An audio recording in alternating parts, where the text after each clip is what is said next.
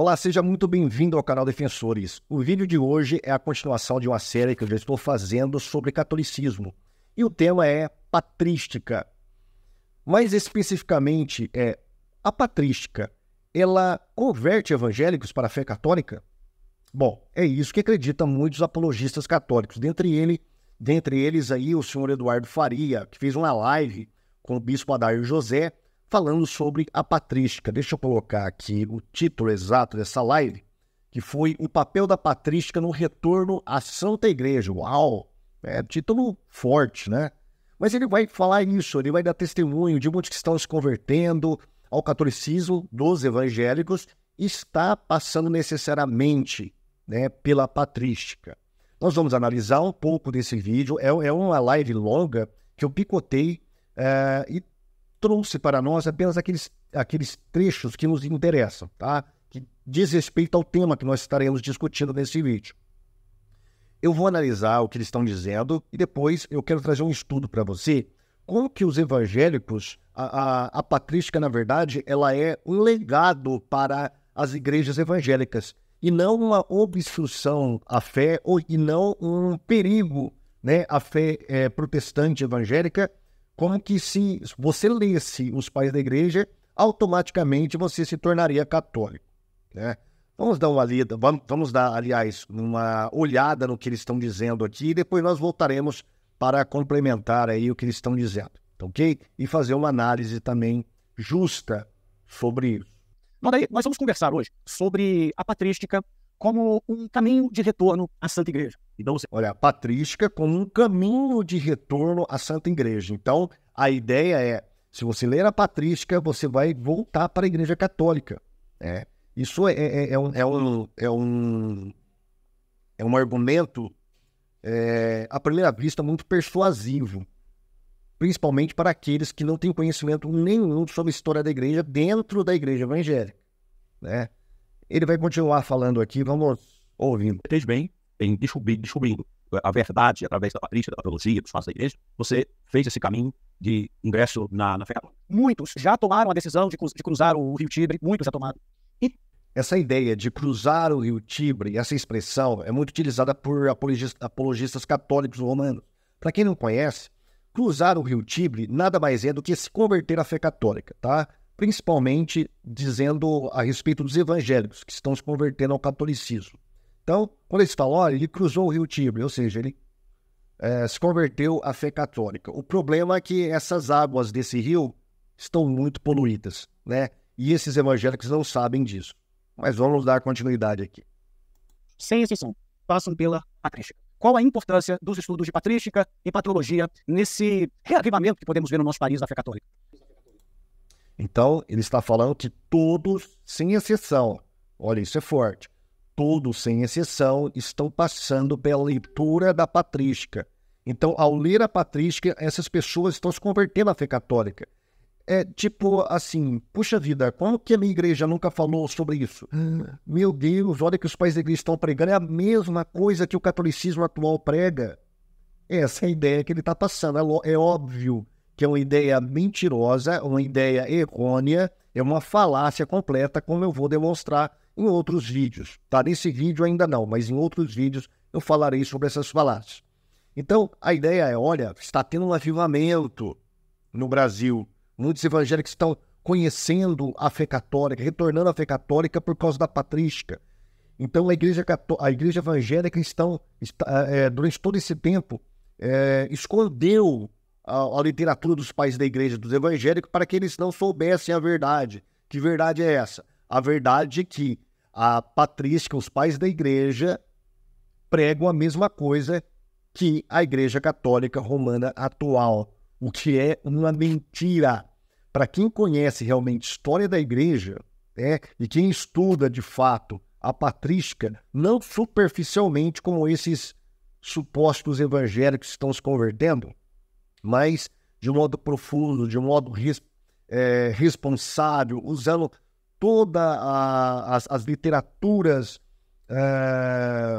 complementares à disposição para estudar os pais da igreja, nunca se tornariam católicos.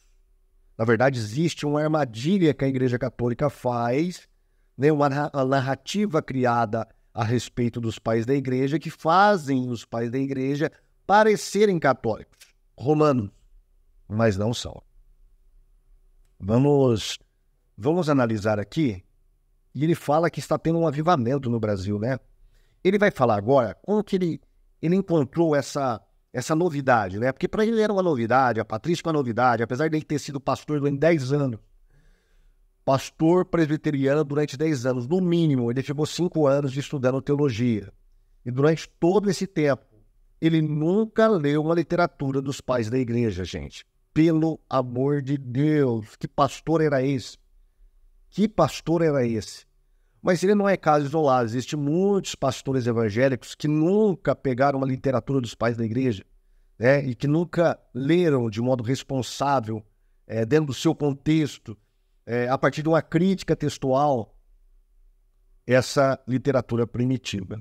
E aí ele vai falar que, puxa vida, eu não sabia disso, e agora, olha aqui, e os pais da igreja falam sobre isso, e a igreja católica prega isso, e a nossa igreja não prega, então o catolicismo está certo. Uau! Vamos dar uma lida aqui, vamos dar, aliás, lida não, vamos dar aqui uma olhada, vamos continuar aqui ouvindo o que ele tem a nos dizer.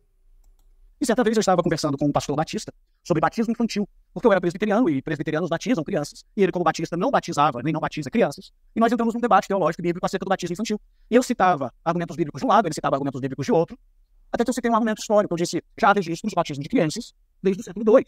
Não, cento e pouquinho. Desde o século VIII. Ou seja, antes de Constantino, porque que essas alegações, nossas, eu como protestante, as nossas alegações é que a igreja é uma igreja pura, preservada antes de Constantino. E a resposta desse pastor foi a seguinte: muito bem, Eduardo, você está correto. Mas se você for usar o argumento da ancestralidade da prática para justificar a prática, você vai ter que aceitar também imagens, devoção a Maria e oração pelos mortos.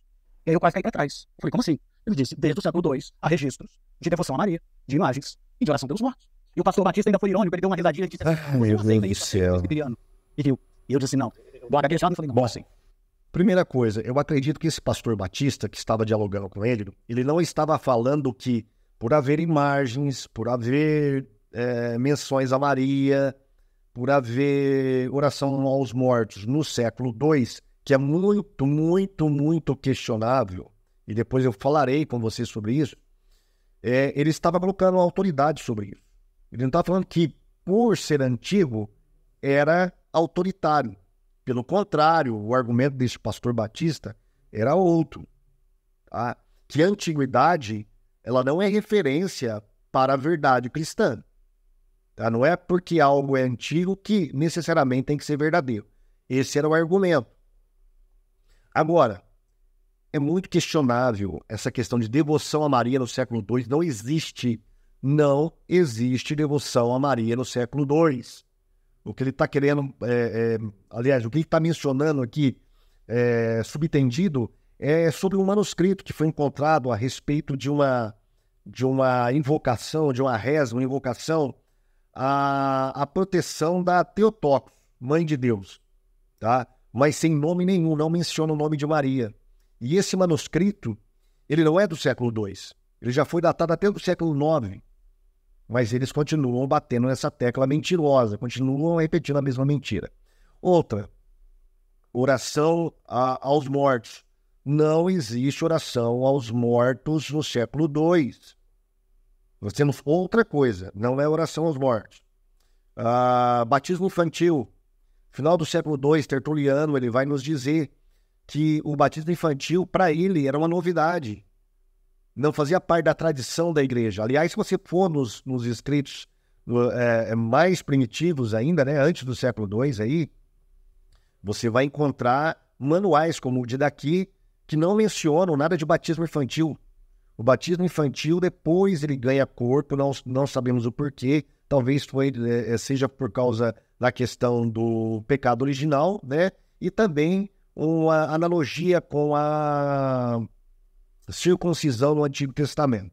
Tá? Que, ao meu ver, não prova biblicamente que você deve batizar crianças. Mas, enfim, talvez seja por isso. E ele vai mencionar isso. Então, você não vai encontrar na literatura antiga nenhuma norma falando que você tem que batizar criança. Muito pelo contrário, as normas dos batismos eram sempre para adultos. Mas, enfim, Olha o que ele vai dizer agora para nós aqui, para surpresa de 0 pessoas que conhecem essa tática aí católica, apologética católica. Mas aquilo, sem esse pastor perceber, ele despertou em mim um desejo de estudar coisas que eu nunca tinha estudado. E aí, um dos primeiros teólogos que eu fui estudar foi Santo Irineu de Lyon, que inclusive o Papa Francisco declarou doutor da igreja recentemente. Ele despertou coisas em mim, um desejo de estudar coisas que eu nunca tinha estudado. Então ele não conhecia a literatura patrística. Eu me deparei, eu vou ler aqui para as pessoas que estão nos acompanhando, 2 citações de Irineu de Lyon. Lembrando, para você que nos assiste, que Irineu de Lyon viveu no século II. Ele foi discípulo de São Policarpo, de Esmirna. E olha o que ele diz. Adão foi recapitulado por Cristo, a fim de que o que é mortal fosse submerso na imortalidade. E Eva foi recapitulada em Maria, a fim de que uma virgem, tornada advogada de outra virgem, dissolvesse e destituísse com a sua obediência de virgem a desobediência de outra virgem. Irineu de Lyon escreveu isso por volta do ano 170, no seu livro Demonstração da Pregação Apostólica. E num outro texto de Irineu de Lyon, no seu texto Contra as Heresias, ele diz: assim como Eva foi seduzida pela fala de um anjo e afastou-se de Deus, transgredindo a sua palavra, Maria recebeu a boa nova pela boca de um anjo e trouxe Deus em seu seio, obedecendo a sua palavra. Eva deixou-se seduzir, de modo a desobedecer a Deus. Maria deixou-se persuadir, de modo a obedecer a Deus, para que, da virgem Eva, Maria se tornasse advogada. O gênero humano que fora submetido à morte por uma virgem foi libertado dela por uma virgem. A desobediência de uma virgem foi... E aí eu pergunto, e daí? Qual que é o problema com Irineu?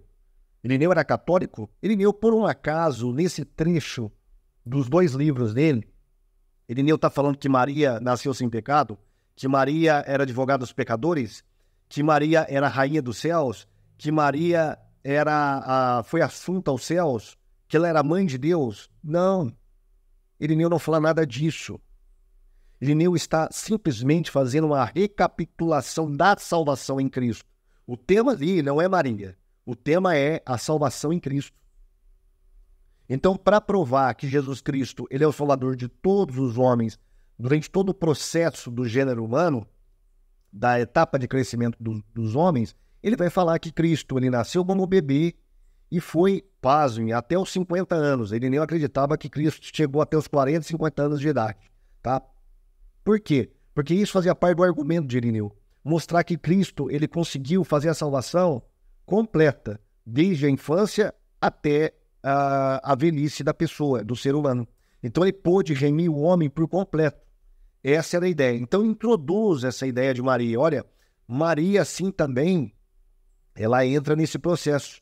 Porque assim como Eva, que era virgem, desobedeceu e levou a humanidade a pecar, assim Maria, também virgem, por obediência, levou a semente da salvação para toda a humanidade se salvar. Tá? É só isso. É só isso. Só que o que ele está fazendo? Ele está lendo Irineu pelas lentes católicas. E aí, claro, se você fizer isso, você estará fazendo uma leitura enviesada desse pai da igreja. E é isso que o senhor Eduardo Faria está fazendo. Ele está vendo doutrinas católicas romanas medievais onde não existe em Irineu. Tá? Então você tem que tomar cuidado. Você que é protestante, evangélico, começou a ler os pais da igreja, tome cuidado. Nós precisamos de algumas orientações para ler os pais da igreja. Ok? Vamos continuar observando o que ele tem a dizer aqui. Contrabalanceada pela obediência de uma virgem. Irineu de Lyon, para quem está assistindo e está tomando notas. Irineu de Lyon, Contra as Heresias, livro 5, parágrafo 19, capítulo 19, parágrafo 1. Lembrando que Irineu de Lyon é a terceira, ou melhor, é a segunda geração pós-apostólica. Das duas, uma. Ou esse é o ensino dos apóstolos. O que é impagável, né? É a postura do bispo, né? Tipo, realmente, você virou um soldadinho militante católico. Parabéns, Eduardo. Olha, que sapiência que você tem de conseguiu ver em Irineu doutrinas católicas. Olha, parabéns. Estamos fazendo aí a nossa parte certinho de reprogramar a mente das pessoas. Muito bem. Olha a postura dele.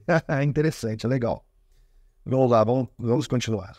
Ou a igreja se deturpou de maneira brutal e total muito cedo. Ou a promessa de Jesus, aliás, lá daí, foi isso que eu descobri estudando patrística. Ou a igreja sempre foi católica, ou a igreja se desvirtuou para a morte do outro apóstolo. Bom, isso não é ensino dos apóstolos. Isso, assim, por uma questão de de credibilidade dos pais da igreja, nós podemos falar que isso é um ensino de Irineu, não dos apóstolos. Você não vê apóstolo Paulo, João, Pedro, Tiago, nenhum deles fazendo essa analogia de Maria. Aquilo era um argumento contextual de Irineu contra os gnósticos. Era contextual. Foi da pena de Irineu, da cabeça de Irineu. Isso não reflete nenhum ensino apostólico. Isso não está querendo, eu não estou querendo dizer que Irineu estava errado ao fazer essa analogia. Não estava errado. Mas isso é apenas na conta de Irineu. A gente deve depositar isso apenas na conta de Irineu. Tá? A credibilidade, o crédito vai para a imaginação teológica que ele teve naquele momento para refutar os gnósticos.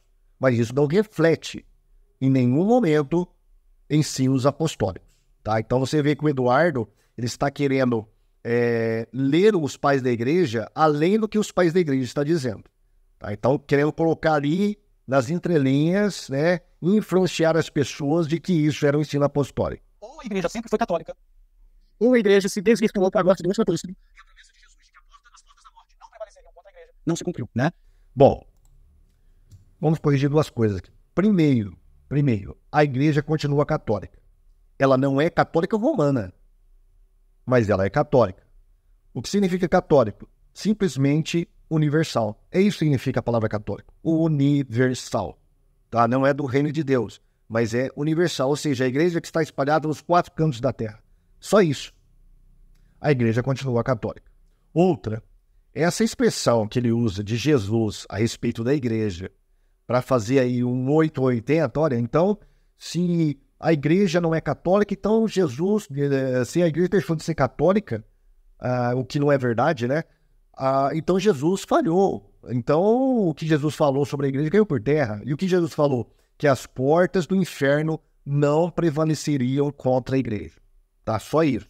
Aliás, nesse texto em grego, os estudiosos dizem que ali a ideia é que a igreja, não é que a igreja está acuada e as portas do inferno estão combatendo contra ela e ela está resistindo. É o contrário. A igreja que está avançando, a igreja que está na ofensiva e as portas do inferno não resistem e se abrem à igreja. É isso que Jesus está falando. Que as portas do inferno não vão prevalecer. Onde a igreja chega, a luz de Cristo chega, o evangelho e o reino de Deus chega e as trevas se dissipam. É isso que Jesus está falando. Tá? Mas vamos supor que a ideia do Eduardo fosse verdadeira, que seria o contrário. Que as trevas estão batendo na igreja e a igreja está resistindo. E ela não vai cair. Isso não significa que a igreja não irá ter erros dentro dela, não terá heresias, tá? Por exemplo, se eu sou o treinador de um lutador e eu chego na hora da luta e eu falo para o meu lutador o seguinte, olha, o seu adversário não vai prevalecer contra você. Isso não significa que o meu lutador não irá errar, não irá desferir golpes errados, não irá deixar de aplicar técnicas que ele aprendeu, que ele não irá, por exemplo, perder algum round. Ele poderá fazer tudo isso. Ele poderá errar, falhar. O que eu disse para ele é que ele, no final das contas, venceria o seu adversário. É isso que Jesus estava dizendo. Não que a igreja não falharia, não que a igreja não cairia muitas vezes em erro. É simplesmente que a igreja, no final das contas, venceria o inferno. Só isso. Tá? Só isso. Tá? Mas ele leva adiante. Ele deturpa as palavras de Cristo.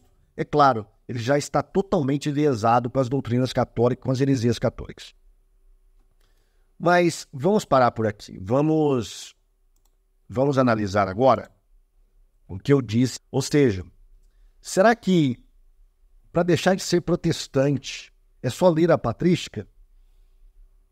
Será que os escritos dos pais da igreja é uma arma secreta contra a igreja evangélica?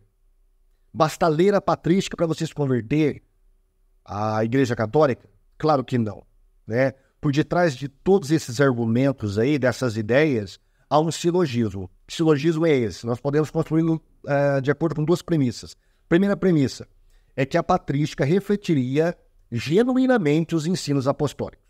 A segunda premissa é que as doutrinas católicas refletiriam genuinamente as doutrinas patrísticas. Logo, a conclusão seria que se você lê as doutrinas católicas, você estaria lendo a patrística. Ou lendo a patrística, você estaria indo ao encontro das doutrinas católicas. O que é, obviamente, falso. Isso é falso. É uma falácia. E eu vou falar o porquê. Neste vídeo, então, eu só quero falar para você como que a patrística, longe de ser uma arma católica contra os evangélicos, para a conversão de evangélicos, na verdade, ela é um legado para a doutrina protestante. Ela é um legado para a doutrina cristã. Tá? E os evangélicos nunca, pelo menos os grandes estudiosos, nunca deixaram de estudar a patrística. Aliás, muitos apologistas católicos não falarão isso para você, que é evangélico. O quê? Simples.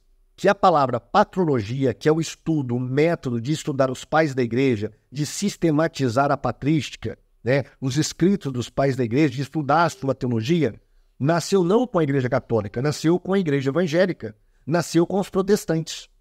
Eu quero citar um site para você aqui, bem conhecido dos católicos, que chama Cleofas, ou Cleofas, né, editora Cleofas, do conhecido Felipe Aquino. Então, nesse site aqui, ele tem um estudo chamado Patrologia e Patrística, âmbito e definições, onde ele vai dizer aqui no meio do estudo o seguinte, olha que coisa interessante.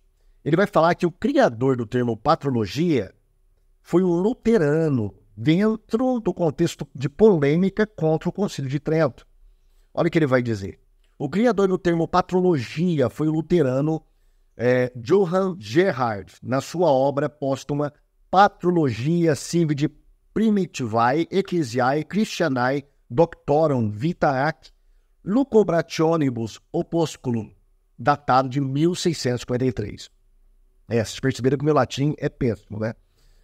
O termo surgiu no contexto apologético da Reforma e com o objetivo de apelar para o testemunho dos padres da Igreja como forma de justificação das ideias discutidas pelos reformadores e como resposta à antiguidade e consequente autoridade dos mesmos reformadores. Então, você percebeu o que ele disse aqui? Pelo menos ele foi honesto, né? Ele disse que o termo surgiu no contexto apologético de reforma com objetivo. Que objetivo era esse? Apelar para o testemunho dos pais da igreja em favor das doutrinas protestantes, ora bolas. Então, que história é essa? Que, lendo patrística, você se converte à igreja católica? Gerhard foi um grande estudioso, tanto é que ele criou um método que é utilizado tanto por católicos quanto por evangélicos.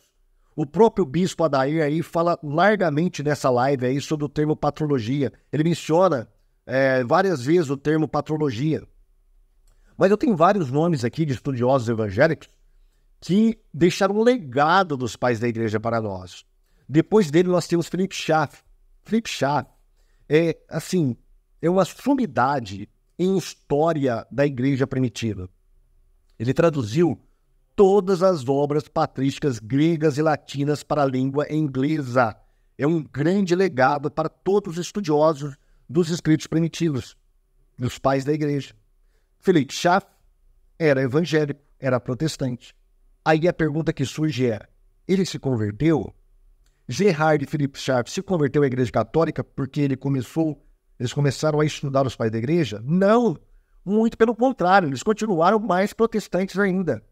Porque justamente estudar os pais da igreja com responsabilidade, adequadamente, dentro de uma crítica e dentro do seu contexto, é se tornar evangélico e não católico. Mas vamos prosseguir aqui. Depois nós temos o Peter Martin Vermily, que foi um grande estudioso do século XVI das obras patrísticas. Ele foi o responsável por trazer à luz o manuscrito de João Crisóstomo, né, que todos conhecem hoje, inclusive o manuscrito que fala que João Crisóstomo admite que não há mudança na substância da ceia. Isso é muito interessante. Então ele não acreditava em transubstanciação. Então Peter Martin Vermily, ele foi um dos grandes estudiosos do século XVI de patrística. Era evangélico, era protestante e não se converteu à igreja católica por causa disso. Depois temos também Martin Chemins, que escreveu um tratado enorme de vários volumes contra o Concílio de Trento, refutando o Concílio de Trento, e dentre eles aquela parte que o Concílio citava os pais da igreja, né? Então ele era um grande estudioso dos pais da igreja. Depois, mais recentemente, nós temos John Norman Davidson Kelly, que foi um grande estudioso dos pais da igreja. Deixou um legado também. Nós temos vários livros em língua portuguesa, aliás, em língua inglesa, e um em língua portuguesa, deste autor aqui, que é uma sumidade também patrística. É evangélico. Nem por isso ele se converteu ao catolicismo. Lutero e Calvino eram profundos ali, conhecedores da patrística. Aliás, Calvino, ele teve uma troca de cartas, né? Se fosse hoje seria uma troca de e-mails, né? Com o cardeal Jacob Sadoleto. E dentro dessa troca de literatura estava, claro, a temática da patrologia, a temática da patrística. Eu separei aqui uma partezinha onde ele responde a esse cardeal nos seguintes termos, olha. Nosso acordo com a antiguidade é muito mais próximo do que o seu. Tudo o que tentamos foi renovar aquela forma antiga da igreja, que foi a princípio manchada e distorcida por homens incultos de caráter indistinto, e depois vergonhosamente mutilada e quase destruída pelo Papa Romano e sua facção. Não vou pressionar-me tanto a ponto de chamá-lo de volta àquela forma da igreja que os apóstolos instituíram, embora nos apresente um padrão único de uma igreja verdadeira. E o desvio deste padrão, mesmo que ligeiramente, nos envolve em erro. Mas, para satisfazê-lo até agora, penso que coloque diante de seus olhos aquela forma antiga da igreja, tal como é mostrado durante aqueles tempos nos escritos de Crisóstomo e Basílio entre os gregos, Cipriano, Ambrósio e Agostinho entre os latinos. Então, o próprio Calvino era um conhecedor também das obras dos pais da igreja. Nem por isso ele voltou para a igreja católica. Tá? Eu vou citar para você aqui algumas obras que nós temos em língua portuguesa sobre a patrística, de editoras evangélicas, que você pode adquirir também. Tá? Você não precisa ter medo dos pais da igreja. Você não vai se converter à igreja católica. É só lê-los com responsabilidade e com algum critério. Nos próximos vídeos eu falarei sobre isso. Falarei melhor sobre isso, tá? Mas vamos lá. Eu tenho esse livro aqui de Hans von Camperhausen, Os Pais da Igreja. Tá? Um grande estudioso, um livro de quase 500 páginas. Então, um grande estudioso da patrística. Dentre as suas obras, ele foi diretor do Departamento de História da Igreja da Universidade de Heidelberg e membro honorário da Academia Britânica. É uma das autoridades mundiais sobre o pensamento e doutrinas da Igreja primitiva. Ele não é católico, ele é evangélico. Suas obras incluem a formação da Bíblia cristã, Jerusalém e Roma, a questão da autoridade da Igreja primitiva, a autoridade eclesiástica e poder espiritual na Igreja dos 3 primeiros séculos. Da CPAD, muito bom. Depois, nós temos Dia a Dia com os Pais da Igreja, um excelente livro também, tá? Editada por uma editora evangélica, de um autor evangélico. Conhecendo os Pais da Igreja. O autor apresenta 10 pais da Igreja primitiva para nós estudarmos. Muito bom livro também que eu recomendo a você. Depois dele, nós temos o livro do Christopher Hall, Lendo as Escrituras com os Pais da Igreja. Olha que interessante, um livro muito bom também. E agora, mais recentemente, o Repositório Cristão, eles lançaram uma coleção patrística que vai até o volume 5, né? Coleção patrística com todos os pais da Igreja. Depois nós temos Patrística, Origem e Desenvolvimento das Doutrinas Centrais da Fé Cristã, de John Norman Davidson Kelly, que eu mencionei agora há pouco.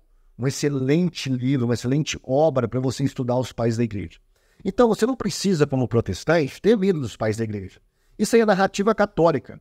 É quando aquele evangélico que não conhece nada de história da igreja, ele entra em contato com os pais da igreja, principalmente através de literatura católica, porque os católicos fazem uma leitura enviesada dos pais da igreja, aí ele se convence de que aquilo que a igreja católica romana hoje prega é o mesmo que os pais da igreja pregavam. Nada mais longe da verdade, tá? É pura ficção. E eu vou provar isso para você. No próximo vídeo, nós vamos fazer uma pergunta. Será que os pais da igreja, eles eram católicos? Nós vamos mostrar com provas cabais que não. Os pais da igreja não eram católicos. Ok? Esse vídeo eu acho que ficou longo demais, não era o meu propósito, mas enfim. Espero que você tenha gostado deste vídeo, tá ok? Tenha aprendido um pouco mais sobre os pais da igreja e caiu por terra aí algumas falácias utilizadas pelos apologistas católicos para colocar medo em você. Olha, não estude os pais da igreja, então você vai se tornar católico. Meu Deus, essa é uma criptonita católica contra os evangélicos. Nada mais longe da verdade. Deixe seu like, eu preciso que você Se inscreva no nosso canal, divulgue os nossos vídeos, assine, toque o sininho aí, tá? Para receber sempre vídeos atualizados, tá? E deixa um comentário aí se você concorda, não concorda, se você quer complementar o que eu disse aqui nesse vídeo, se tem coisas a mais, o que você quer que eu fale sobre os pais da igreja, eu estarei olhando aí, comentando e apreciando os seus comentários também, ok? Fique com Deus e até o próximo vídeo. Lembre-se, o próximo vídeo será que os pais da igreja eram católicos? Até lá, tchau!